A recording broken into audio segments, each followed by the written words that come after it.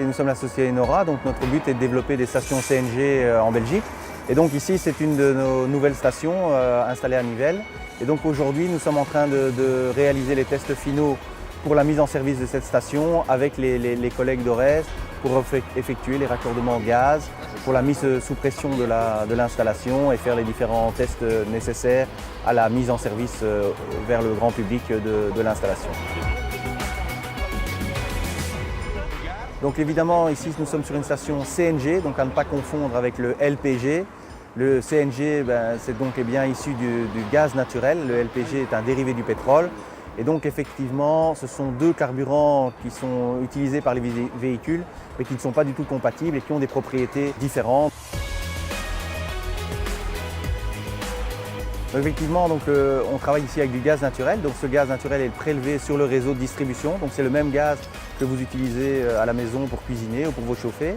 Donc c'est un grand avantage évidemment de ce type de carburant puisqu'il est prélevé directement sur le réseau. Évidemment, ça a aussi un inconvénient. L'inconvénient évidemment, c'est que nous allons nous tirer un volume de gaz très important.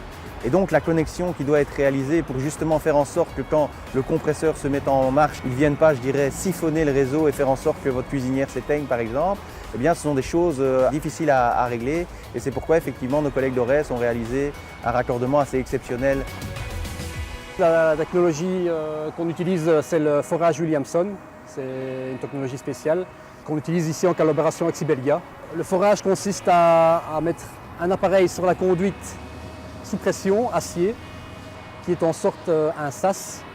Donc on ouvre et on ferme ce sas pour changer les accessoires qui viendront premièrement forer la conduite. Une fois qu'elle remonte, on ferme le sas, on dégaze, on change l'outil, on vient obturer la conduite. C'est toujours cette opération de sas qui fait qu'on ne doit jamais couper l'alimentation principale. Donc la première étape évidemment c'est de se connecter vers le réseau de distribution de gaz. Et donc là il y a une cabine du réseau qui va nous délivrer du réseau à 1 bar. Et puis ce gaz va rentrer dans notre cabine de compression. Il va passer via le réservoir tampon dans le compresseur. Donc là on voit bien la conduite basse pression. Et donc le compresseur va faire l'action principale de la station, c'est-à-dire comprimer le gaz, le faire monter jusqu'à 285 bars de pression. Et donc on va sortir ici avec ce petit conduit.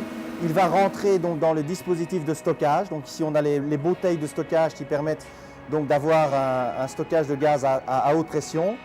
Et donc quand quelqu'un va venir au niveau de la colonne de ravitaillement, eh bien, le gaz va être distribué via ces conduits-ci, partir en sous-sol, aller jusqu'à la colonne de ravitaillement et donc desservir le véhicule avec le gaz comprimé.